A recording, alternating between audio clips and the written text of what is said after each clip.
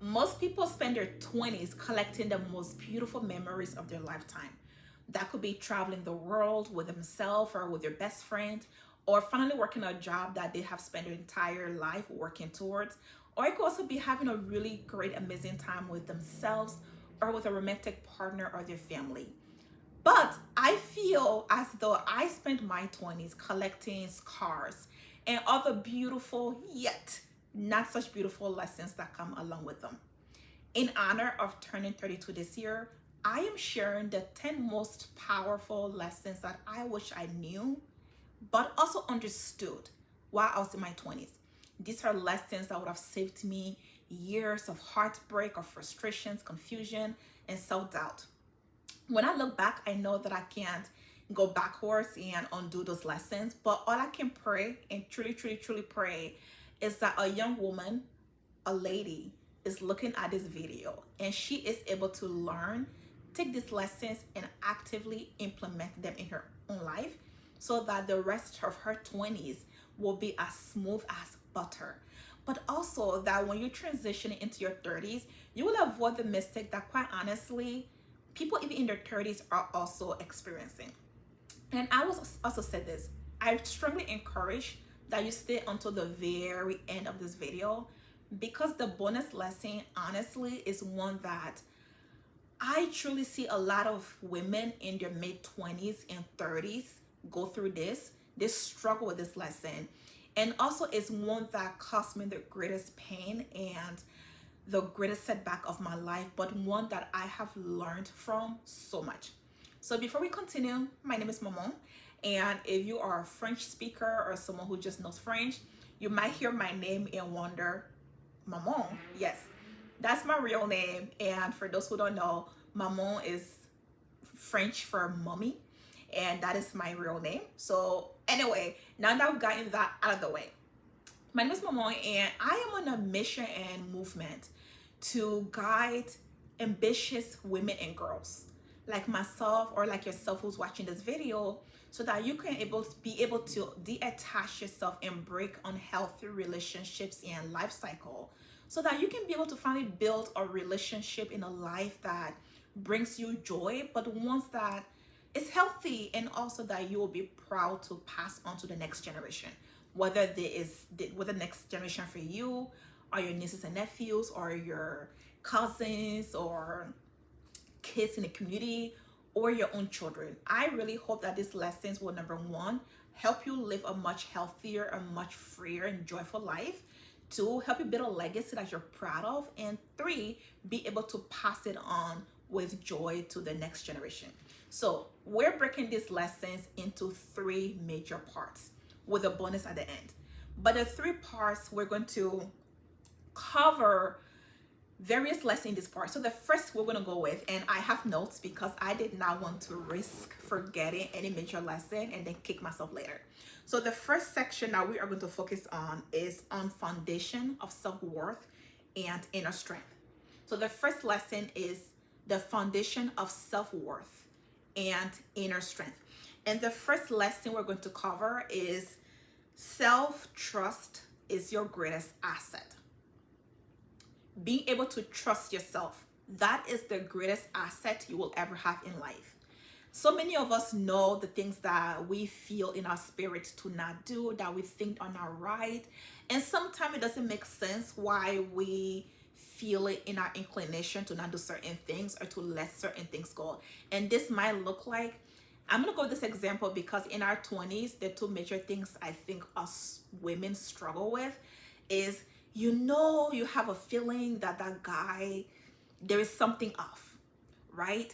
And there's a part of you that's kind of waiting for the other shoe to drop, or there's just something that you feel is not right. But still you keep thinking, maybe it's just in my head. No, sis, it is not in your head. There is something that the spirit in you is trying to tell you. And the earlier that you learn to really trust that inner voice in your head, in your heart, in your spirit, the more you will realize that you will have a much smoother days and times, because very often the things that you don't really understand, where you don't realize, why do I feel this thing even though There may not be something particularly that is so explicitly showing me that maybe this guy is wrong for me, or this friend isn't good for me, or maybe this job is not the place I should go, or maybe I should not go on that trip. The earlier you learn to trust that inner self, you will begin to gain a lot of wisdom in how to navigate your life. So the first lesson is that self-trust is your greatest asset. All right, so we're going to learn how to trust ourselves even when it doesn't really make sense to us. Second lesson, rest is not laziness. I spent so much time in my 20s with this hustle mentality that I always thought that I had to be on the move. I did not care what happened. Like, I could have broken my leg this morning and I will wake up in the afternoon and I will be ready to go, and think that for me to be able to rest and be able to let myself to heal or be able to get enough sleep, I always thought that was weakness. And I always thought I was being lazy. And very often what I did in my 20s and even in my early 30s was that I will get burned out because I was constantly on the go. And when I got burned out, I never understood why I burned out. And I would say, oh, I feel so lazy. I need to get up and do this and that. But my body was telling me, ma'am, I need to rest. I need to be able to lay there and just let my mind decompress and just let my body to feel rested. But I was constantly on the hustle. So one thing that I wish I learned in my 20s was that resting is not being lazy. Your body needs to be able to have the fuel to rest and be able to go again. So I wish that in my 20s I did more resting, and this is a lesson that I am still learning and actively practicing. So just understand that rest is not laziness. All right, now you have to have the guidance and I hate to say kind of like the common sense for yourself to know, like, okay, seriously, am I over resting, right? Am I procrastinating the things that I know I should be doing, or am I generally resting?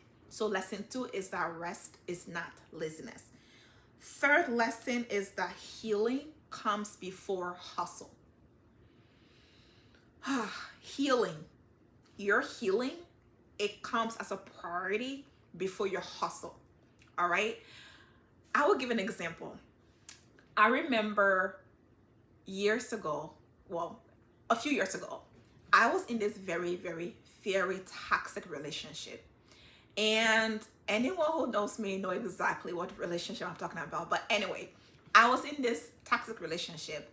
And this is a relationship that sent me on a spiral of self-identity. This relationship was so toxic for me that about 7, maybe 8, 10 months in, I could not recognize myself. I was crying all the time because I was so frustrated.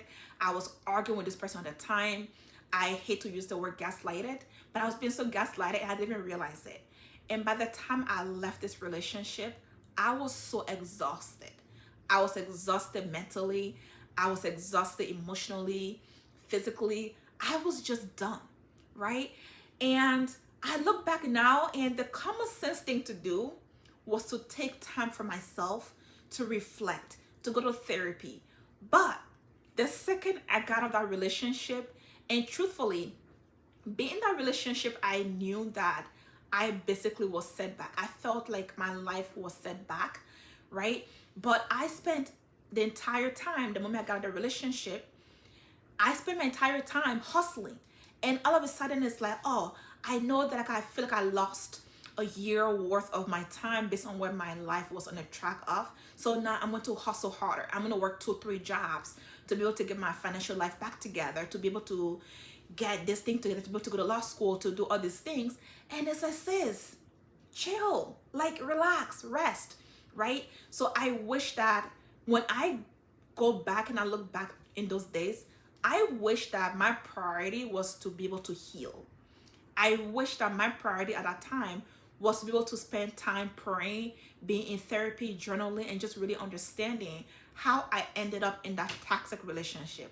So I will strongly encourage that you understand this early on, that healing is priority to you hustling.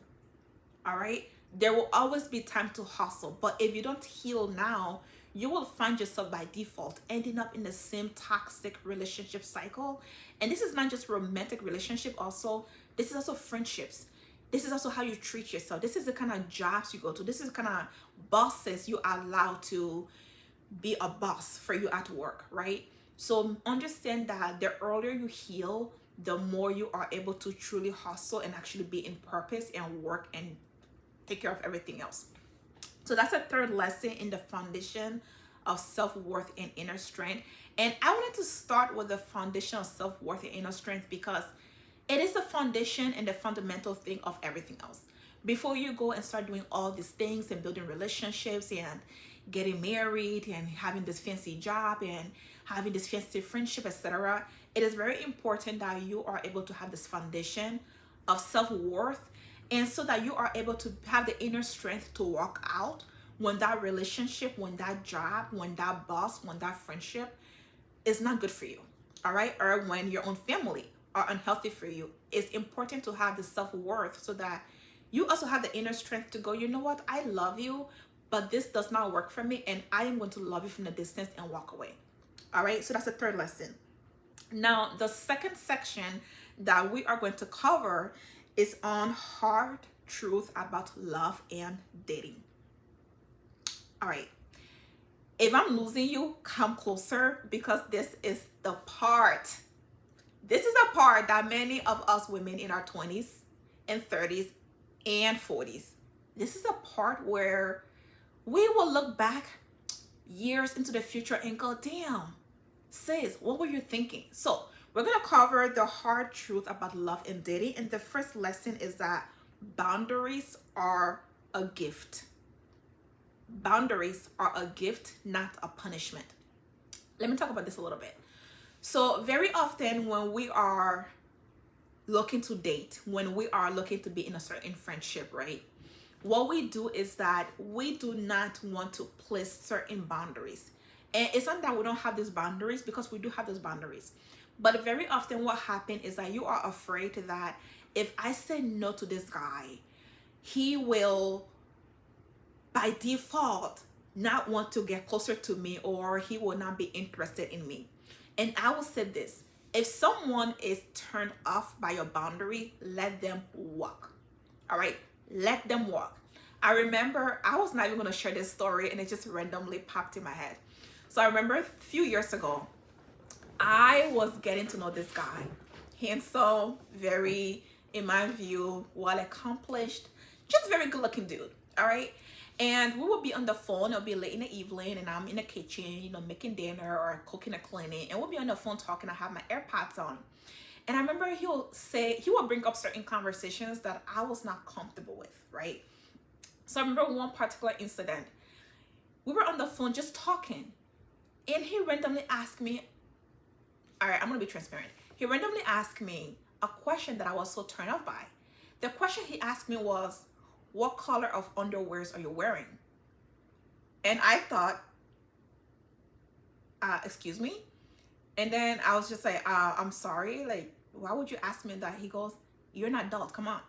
And then he asked me the question again, what color of underwear are you wearing? And this is a guy that I was super attracted to, and child, he know himself.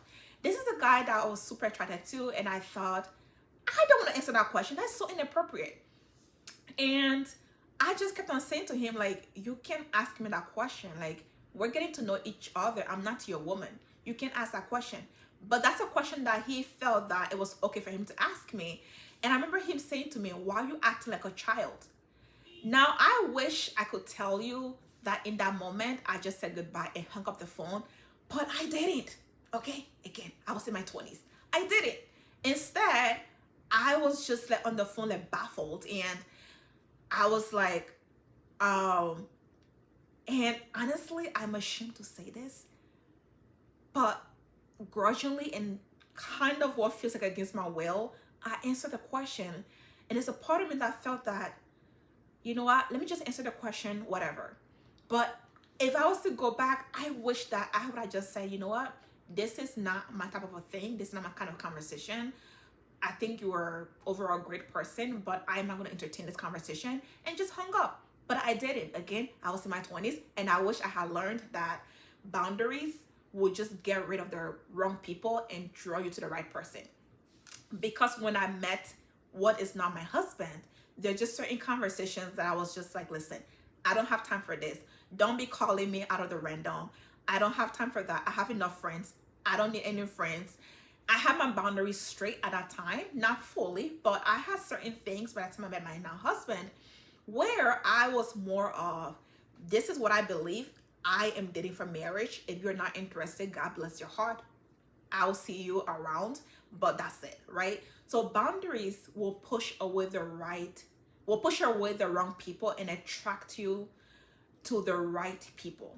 All right. Versus in the past, when I've talked to guys about, hey, I'm dating to be married, they will have a whole cycle of crazy conversations about why I need to just stop talking about dating for marriage and just kind of take things slow. And it was just like, no, that's not my cup of tea, right? So make sure you understand that boundaries are a gift and not punishment.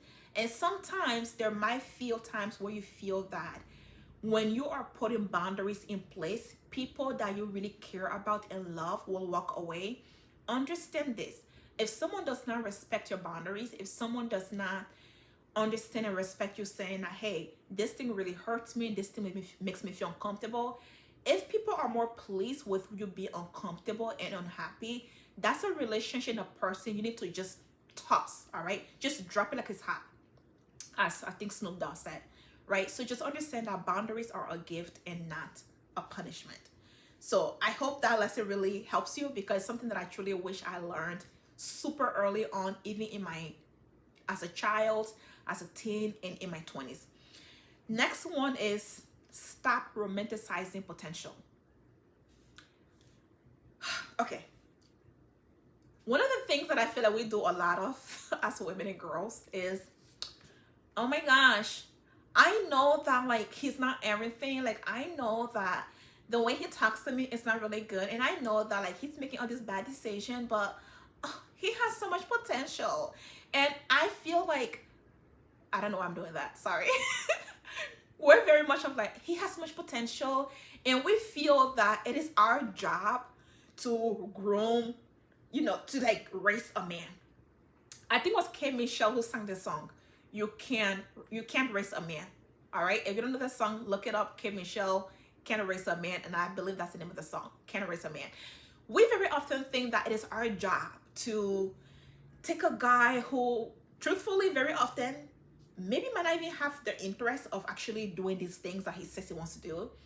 And we think that because we like this person so much that, oh my gosh, he has such great potential, and I am just going to go ahead and I'm going to help him, and all he needs is a good woman by his side, and he's going to conquer the world like Spider-Man. It's not your job. All right. One of the things and I'm going to make a separate video on this, you need to learn to separate the person from the potential. Focus on your potential. All right. If you want a project, focus on yourself. Focus on you. I wish let me not say I wish someone told me this, because my mom told me this before. I think she told me in my early 30s. Anyway, my mom did tell me one time, honey, focus on yourself. But I wish I really learned in my 20s to focus on me and stop trying to take these men and making them my projects. All right? Because nobody gave me that project. I gave it to myself. But what it ended up doing was leading me to so much frustrations. And, all right. Clearly you can see I am passionate about not romanticizing potential. Focus on yourself. Look at someone. If a guy is not calling you back, he's not texting you, he's not working, he's not doing all these things, he's just there, like he goes to work and all he really cares about is just making the money and just paying the bills, and he doesn't have any bigger vision than that, maybe he's not the one for you. All right, maybe it's just not for you. Just move on and focus on yourself. All right, that's the second lesson in the hard truth about love and dating. Now this lesson, I think this is the sixth lesson, is he's not your father, he's your partner. My husband thinks that I should make a whole separate video just on this topic. So I'm going to slow this one down because I have a lot of compassion for this particular topic. He's not your father, he is your partner. And the question is, should he even be a partner? Now, listen, this topic is for the girls that are dating way above their age limit. You're dating someone who's maybe you're in your early 20s, right? And you are still developing and growing, and yet you are dating a man that is 10 years older, 8 years older, 12 years older, 15 years older, 20 years older. Stop. All right? I hate to say it. You know what? Take what I'm saying with a grain of salt, because you know yourself and your situation better than I do. But what I've noticed happen a lot, and this is from personal experience, so I'm not saying this in theory. None of these lessons I am saying are in theory. These are things that I've experienced myself. You most likely did not have a father who was present, who was protective, who was a provider for you. So what very often happens is that you are now a young woman, maybe you're in your teenage age or you're in your early 20s, and you're dating a guy who is drastically older than you. I remember being in my 20s and dating a guy who's in their 40s. Okay. And I'm not even talking about being 29 or 28. Like, I'm talking about being 26, 27, and even early 20s, and dating a guy who's drastically older than me. And I look back and it's like, oh my gosh, what I was really looking for was a father figure. And if you're dating a guy who's drastically older than you, very often what you're looking for is that father figure, is that fatherly love and protection that you feel you did not have growing up. So what you're doing is that you think that you are looking for a partner, but what you're really doing is that you're seeking for a father figure in this person. And because there's an age gap that is so drastically large by default, you find yourself so submissive and just going along with what this person wants and desire. And because you are a woman, and very often naturally we are just submissive and very abiding by the male dominant power, you already find yourself already, number one, this is someone who you think is a partner, but really they are a father figure. Two, this is a man, and us women and girls, we're very much of like, oh, like very babying when it comes to our partner, right? We tend to very naturally, when we are in a relationship, we tend to naturally be very girly and kind of like childlike in the most loving way possible. But if you are not careful, you are now with a guy who sees you as, I hate to say this, but you might think that you're in this equal partnership, but it's not equal, right? The power dynamic is so vast, like it's so vast, right? Number one, this person is super older than you. Number two, they are much more mature than you in terms of just like life experiences. Number three, this is a man, right? So you're naturally just putting yourself down here a little bit, where you're kind of like just looking up to them for support and for wisdom and guidance. And very often, unfortunately, they abuse that. So if you decide that you are in a relationship with a guy who's older than you because that's genuinely a partnership, right? An equal partnership, then go ahead and do you. But very often, I'm not gonna lie to you, and you're watching this video, and maybe this is you. You're realizing that you think what you really have or what you really want with this guy is a partner, an equal partner. But truthfully, if you're to be honest with yourself, there's a part of you that is not healed.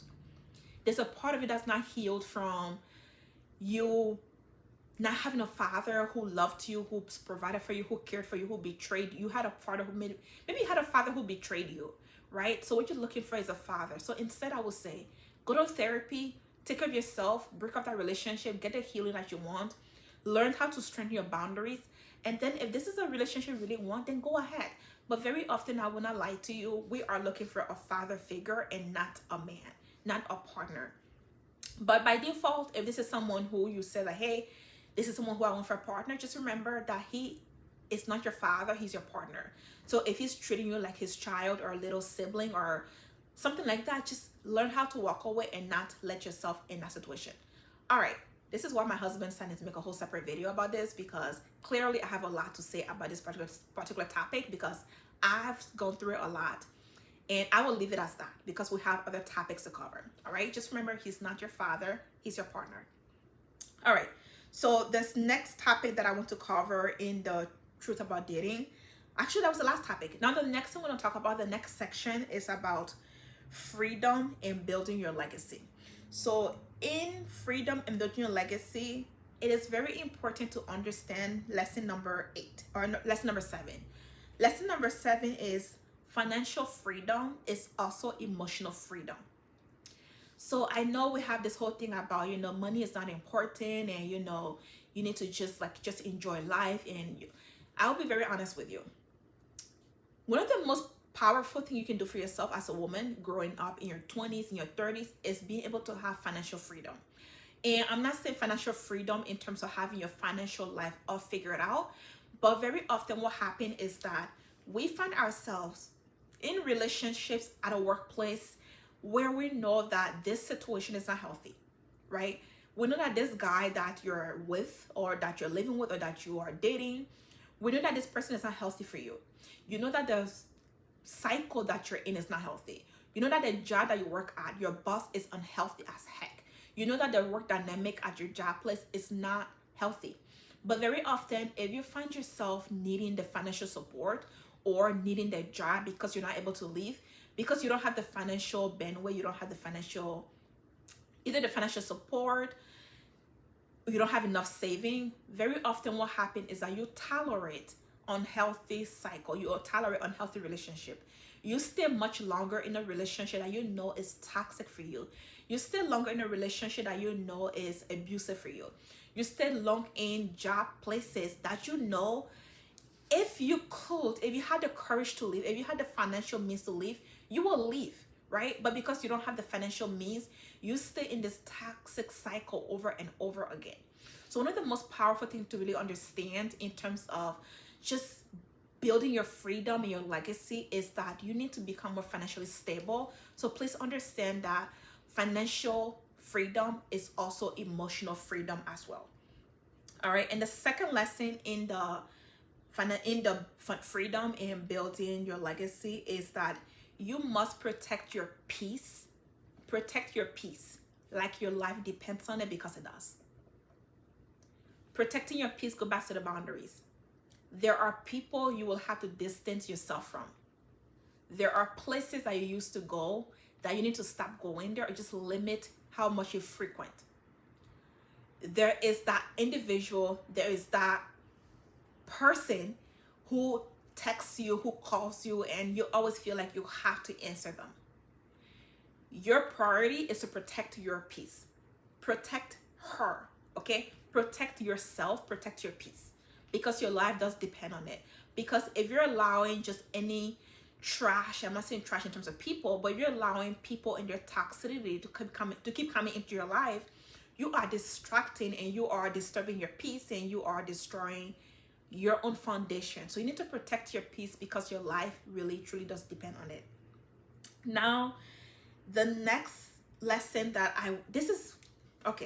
this ninth lesson is one that I wish someone really helped me to understand. And this is a lesson that I wish I understood before I walked into half of the rooms that I walked into in my 20s, before I walked into half of the relationships, whether it's friendship or with family or with relatives or with romantic relationship.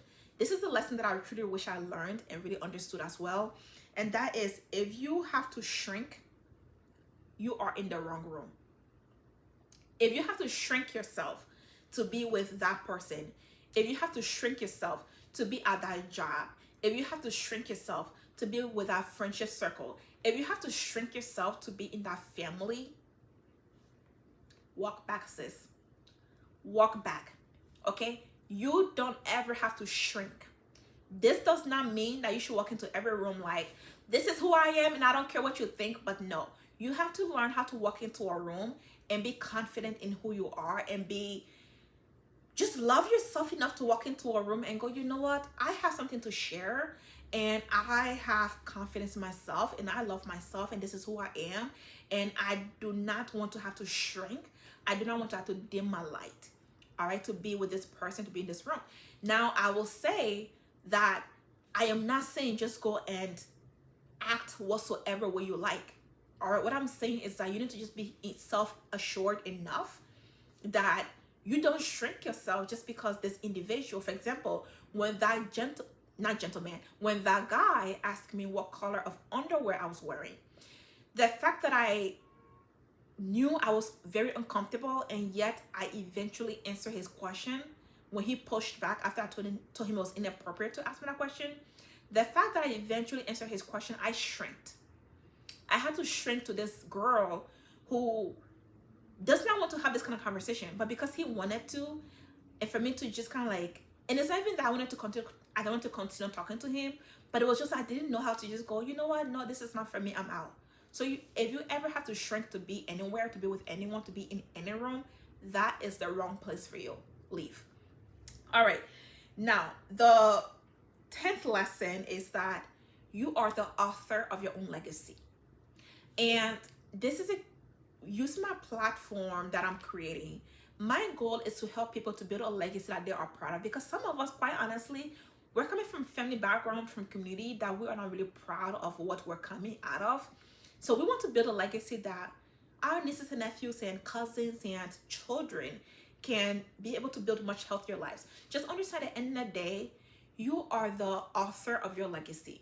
You get to determine, with the grace of God and the help of God, you get to determine what kind of life you truly want to build. All right. Now, so far, if you are enjoying this video, if you are learning from this video, make sure you hit like, subscribe, and I am very sure that there's at least one woman in your life, there's at least one girl in your life who needs this lesson. So make sure you share with them as well. But don't forget to hit subscribe to this YouTube channel. So this lesson is that you really are in charge at the end of the day. I've heard people saying this other way. You are the CEO of your life. So what that really means is that if there are things that you still need to heal from, if there are still trauma, if there's still pain that have not been resolved, you are responsible to make sure that you resolve those pain. You are responsible to make sure that you go to therapy. You are responsible to make sure that the relationships that you are entertaining are in the best favor of the kind of legacy that you want to create, right? The kind of legacy you want to build, of the kind of life you want your children to have in the future. Or if you don't want children of your own, maybe the kind of life that you want your nieces and nephews to be able to aspire to, or the life that you want your best friend's child to be able to aspire to. You are the author of your legacy.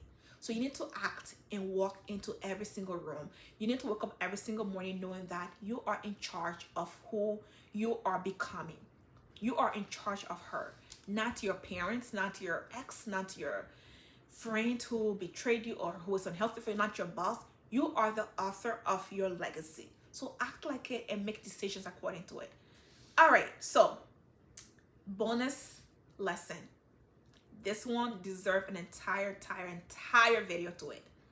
This is a bonus lesson that I wish I knew, I wish I understood, because this lesson came at a cost of my peace. It came at a cost of, back to what I said earlier, that toxic relationship that I was in, and that when I left, I felt so ashamed of being in that relationship and how much pain and grief that I went through and how much my life felt set back, that I went into hustle mode.